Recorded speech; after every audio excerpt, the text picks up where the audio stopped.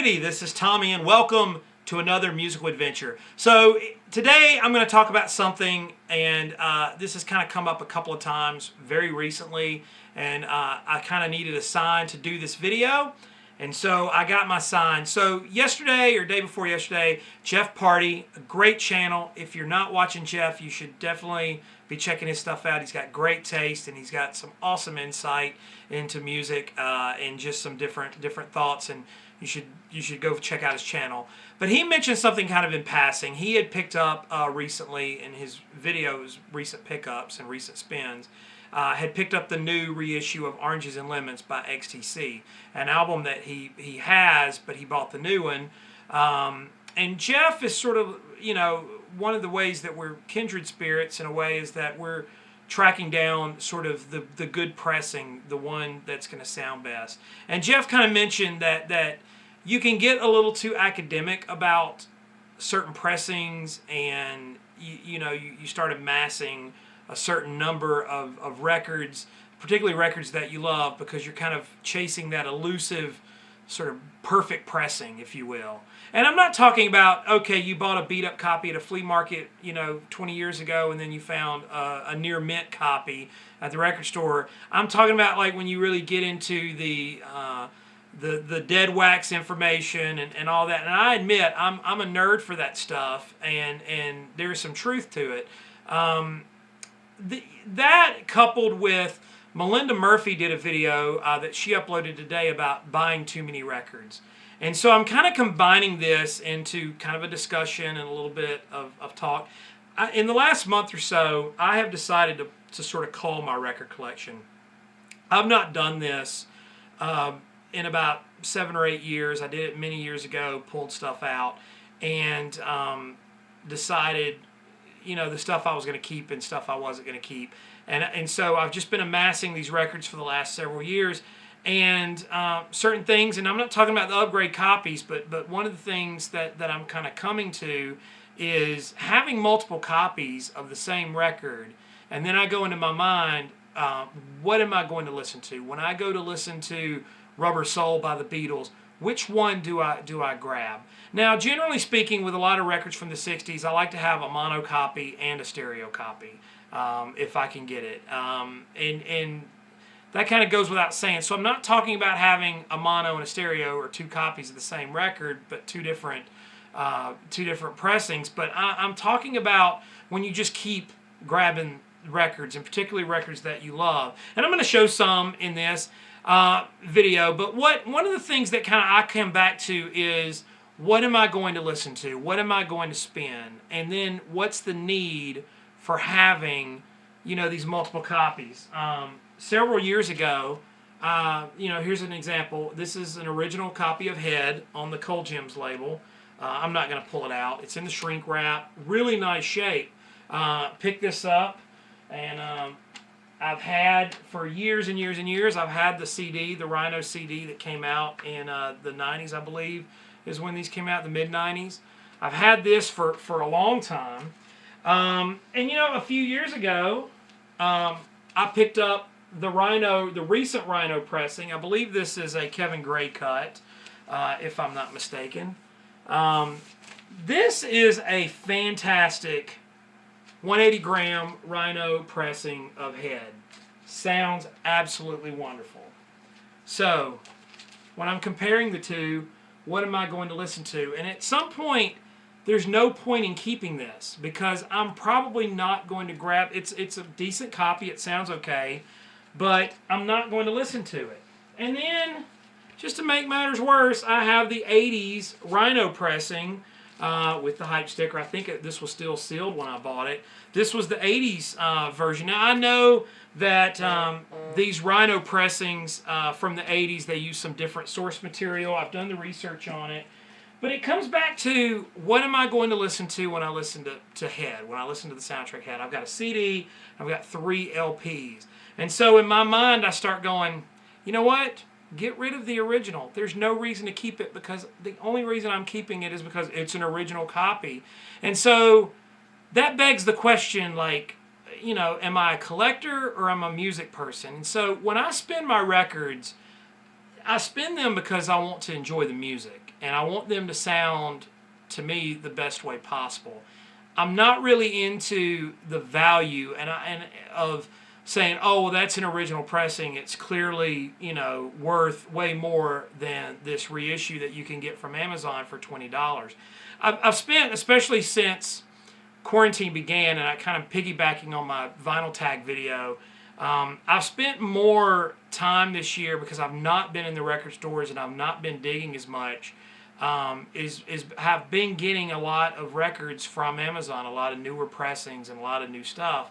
And what I'm finding is some of these newer pressings, now not all of them, but some of the newer pressings, particularly like this Kevin Gray cut on that Monkees album, is just so much better sounding. And there's not really any reason for me to have so many copies. And so I've kind of been going through my collection and pulling stuff out. It comes to another question that people always kind of have on records, like especially when they buy still sealed records, like, do I open the record? My answer to that is always yes. And if you're not going to open the thing and you're just keeping it as a collector's piece, that's fine, and nothing against that. So I'm not dogging you guys out if that's what you want to do. You want to keep a record sealed and hold it. But it's really an investment at that point, because all you're doing is holding on to it for the value of it. Not because you're enjoying the music, because you're clearly not enjoying the music if you're keeping a record sealed. Or better yet, having multiple copies of something. And look, I am guilty of it. One of my very favorite albums, Buffalo Springfield Again. I love this record. I love it a lot. And I bought a stereo pressing. I think it was a later stereo pressing several years ago. It was one of the first ones I ever saw in the wild. And I was like, whoa, okay, it was great to get that. Then I found an original mono pressing. Whoa. And I believe this is a Monarch copy. Really decent shape. Wow, an original mono. I have an original stereo that I've got. And then very recently I grabbed the mono reissue that came out, and I believe this is a Chris Bellman cut. It is indeed. So the thing is, when I go to listen to this album, am I going to listen to the nice, clean, new, very good sounding Chris Bellman cut, or am I going to go for the original mono? And the truth is, I'm going to grab the new one. And is it worth as much as the other? No, probably not. But when I'm sitting down and just wanting to listen to the music and enjoy it, I want it to sound good. Not to mention, oh yeah, have the CD too. So it's not like I'm going to miss this music, like if I were to sell it or get rid of it or move it out of my collection or move it along to someone else that might enjoy it. It's just taking up space. And at that point I'm thinking, why not use that real estate for something that I really want or something that I don't have at all? And so I've kind of gone with that. One more I want to show you guys, just going through the collection. I'm a big Turtles fan. This is an original mono copy of Happy Together, which I picked up fairly recently. I want to say within the last couple of years, on the White Whale label. There it is. Really nice copy. I also have the 80s Rhino pressing. I love these Rhino pressings from the 80s. They sound really good. Again, with the Monkees and the Turtles. And then this year, Manifesto just did these 2-for sets, stereo mono gatefold Turtle albums. Now these probably aren't the best pressings. They're probably digitally sourced. I'm not sure they sound really good. But why keep all these copies of this record? So I've pulled these out to get rid of them, and I'm going to keep this one because this is the one I'm going to go to. Now here's where you guys get to roast me. Also, just for the sake, that's the Sundazed CD, which these things are out of print, and they're actually quite nice, the Sundazed CDs. So I've got Happy Together. I've got it in all kinds of forms.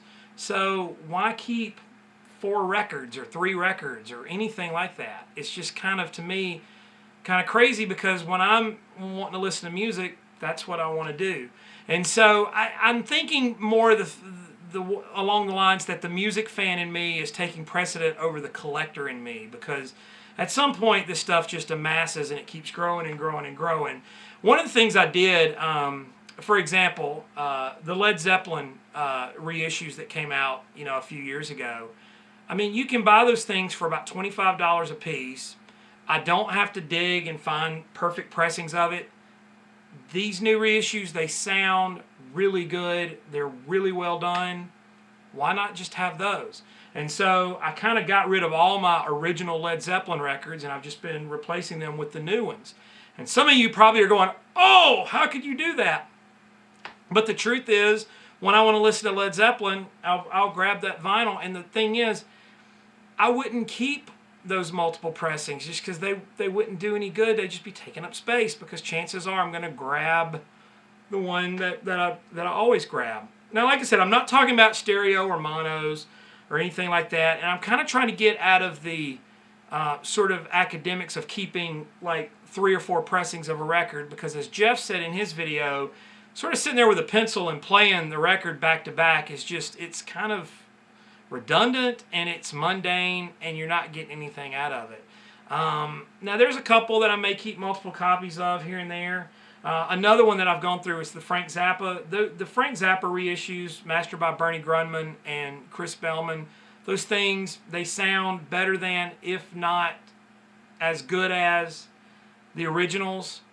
Why keep the originals? I just, other than just saying, hey, I've got an original copy of Freak Out, there's not really any reason for it. So I'm kind of going through and doing it. And those 2 videos, Melinda's video, and I don't know that Melinda needs any help with subscribers, but I'll give her a shout out because she does have a good channel. And Jeff Party, of course, who also has a great channel. So make sure you're checking them out. But, what are your thoughts on this? Comment down below. Let me know. How do you feel? Am I absolutely nuts? Should I just hold on to these records or what? I know it's my collection. I can do what I want with it. But, part of me is like, grabbing the records and upgrade copies, and I just keep holding on to them, and it doesn't do any good. So why? Why do it? I'm not going to listen to them. So if you haven't subscribed to the channel, do so. I love having you on board. Thanks to everybody that watches, and especially those of you that comment. I want to give a shout out to Tim Allen. He posted a video recently, and it's good to see Tim back. There's quite a few people. Brian at Shamrockin' Records, he did a vinyl tag video, which was really cool. And some folks that have kind of been quiet for the last few months for life and other things. I can relate, I understand. But it's kind of cool to see some familiar faces kind of popping back up into the VC. And of course, all you old faces, you know who you are. But if you haven't subscribed, do so. Comment down below. Let me know what you think. Do you cull your record collection, or do you just keep building it up? Thanks for watching. In the meantime, save the Texas Prairie Chicken.